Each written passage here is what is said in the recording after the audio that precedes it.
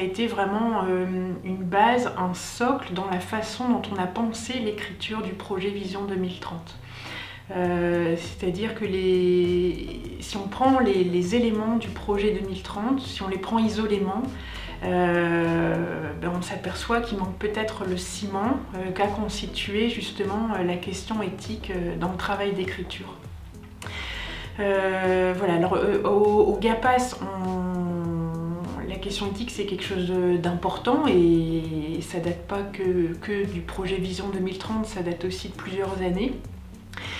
C'est-à-dire qu'on forme les professionnels du GAPAS, notamment avec le centre d'éthique médicale depuis plusieurs années. Et puis là, avec Culture Éthique, on essaie vraiment aussi d'opérationnaliser davantage les choses, c'est-à-dire de rendre la démarche aussi plus concrète pour les acteurs du GAPAS, les personnes accompagnées, les professionnels.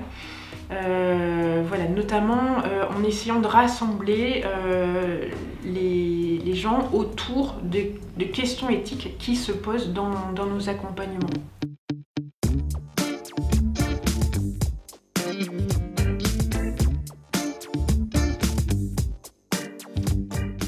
La dimension de la recherche est aussi quelque chose de très important, c'est-à-dire que dans le travail de conception, d'élaboration, d'écriture du projet Vision, on a assez vite rattaché la question de l'éthique, mais aussi du développement durable à la dimension de la recherche. C'est-à-dire que bien penser ces questions-là, comme on aimerait aussi, ou on vise à bien penser la question de l'autodétermination et de la coopération, ça passe par l'aspect recherche. Alors dans nos rêves, dans nos projets 2030, pourquoi pas constituer un laboratoire de recherche GAPAS qui permettrait de réfléchir à ces sujets, de mettre les gens autour de la table et de créer cette forme d'émulation qui nous permette de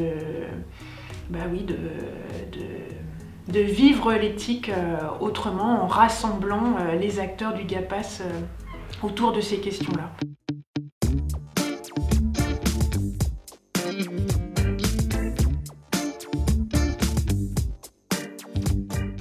On est très attaché aux partenaires du centre d'éthique médicale qui nous accompagnent vraiment dans la construction de cette démarche, mais il y a aussi d'autres acteurs du monde universitaire, d'autres acteurs aussi très concernés par les questions de l'éthique comme le CNAD ou le CNRDE, donc le Conseil national en ressources et déontologie éthique.